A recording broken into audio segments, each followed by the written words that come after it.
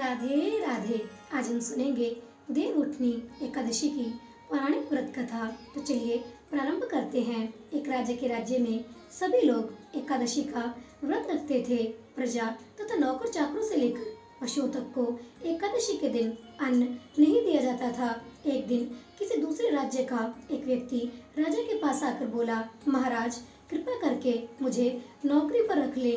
तब राजा ने उसके सामने एक शर्त रखी कि ठीक है, रख लेते हैं, किंतु रोज तो तुम्हें खाने को सब कुछ मिलेगा, परंतु एकादशी को अन्न नहीं मिलेगा। उस व्यक्ति ने उस समय हाँ कर ली, पर एकादशी के दिन जब उसे फलाहार का सामान दिया गया तो वह राजा के सामने जाकर गिड़गिड़ाने लगा, महाराज इससे मेरा पेट नहीं भरेगा, मैं भूखा ही मर जाऊंगा, मुझे अन्न दे दो।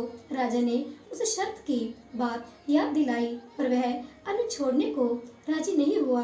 तब राजा ने उसे आटा, दाल, चावल आदि दिए।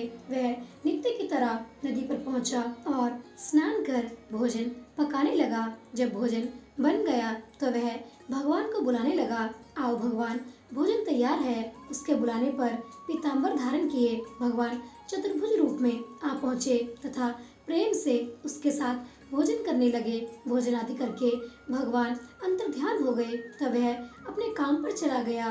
15 दिन बाद अगली एकादशी को वह राजा से कहने लगा कि महाराज मुझे दुगना सामान दीजिए। उस दिन मैं तो भूखा ही रह गया। राजा ने कारण पूछा तो उसने बताया कि हमारे साथ भगवान भी खाते हैं, इसलिए हम दोनों के लिए यह सामान पूरा नहीं होता। यह सुनकर राजा को बड़ा आश्चर्य हुआ।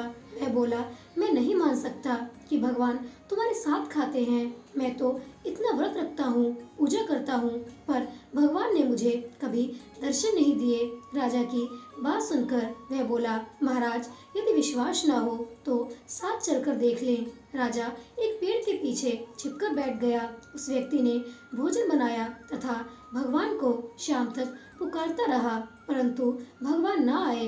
अंत में उसने कहा, हे भगवान, यदि आप नहीं आए तो मैं नदी में कूदकर अपने प्राण त्याग दूंगा। लेकिन भगवान नहीं आए। तब वह प्राण त्यागने के उद्देश्य से नदी की तरफ बढ़ा।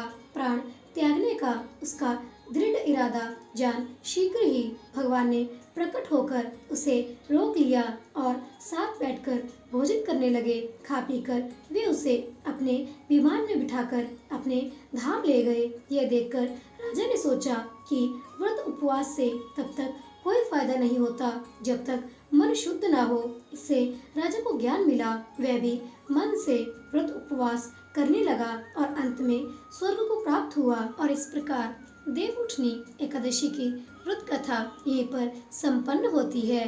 प्रेम से बोलिए श्री विष्णु भगवान की जय, लक्ष्मी नारायण भगवान की जय, सत्यनारायण भगवान की जय। दोस्तों, अगर आपको यह कथा अच्छी लगती है तो कृपया मेरे चैनल को सब्सक्राइब कर दें, लाइक कर दें और शेयर कर दें। आपका बहुत धन्यवाद होगा। मिलते हैं अगली कहानी के साथ। तब तक के लिए आप सभी को मेरी तरफ से राधे राधे।